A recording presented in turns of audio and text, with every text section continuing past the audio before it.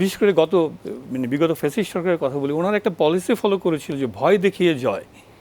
তো ভয় দেখিয়ে জয় যে চিরস্থায়ী নয়, এটা কিন্তু বহু বছর বহু সাফারিংসের মধ্যে দিয়ে অনেক ক্ষতির মধ্যে দিয়ে এই আমরা 5ই আগস্টের পরে বুঝতে পারছি যে না, ভয় দেখিয়ে জয় করাটা স্থায়ী হয় না।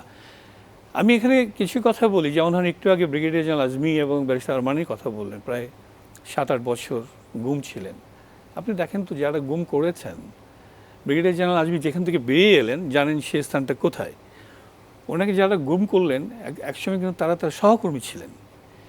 এটা কিন্তু শুধু কষ্টের ব্যাপার না, লজ্জার ব্যাপার যে আমরা কী ধরনের প্রশিক্ষণ গ্রহণ করেছি, কী ধরনের নৈতিকতা আমরা অবলম্বন করেছি বা ধারণ করি যে আমরা এই ধরনের একটা কাজে যেতে পেরেছি।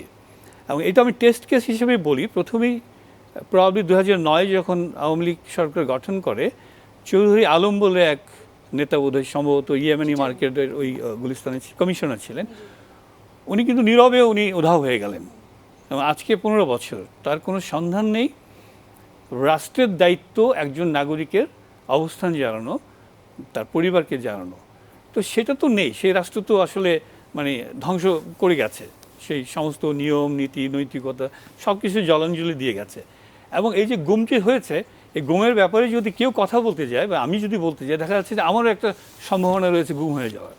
এই যে একটা ভয়ের সংস্কৃতি তৈরি করেছে, এবং এটার সাথে সবচেয়ে দুঃখজনক যেটা আমার কাছে লাগে, যে আমি একজন এক সামরিক বাহিনীর সদস্য হিসেবে বলি, জনগণের সবচেয়ে সর্বশেষ আস্থার জায়গাটা কিন্তু ছিল বলছি এই সামরিক বাহিনী।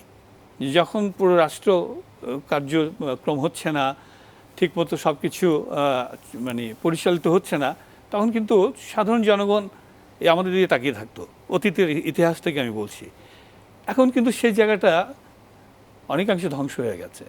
এবং এটার জন্য দায়ী যেটা বললেন যে গুম কমিশন শেখ হাসিনাকে কি বলে তার সংশ্লিষ্টতা নির্দেশদাতা হিসেবে তাকে প্রমাণ পেয়েছে, ভেরি রাইটলি পয়েন্টেড আউট। এবং আমি মনে করি যে যারাই দায়ী থাকুক, এটা শেখ হাসিনা হোক কিংবা তার যারা দোষর হোক বা তার অধীনস্থ যারা আছে, যারাই দায়ী থাকুক, এমন শাস্তি বিধান করা উচিত which will send a message to everyone যে এত সহজে এগুলো করে পার পাওয়া যায় না।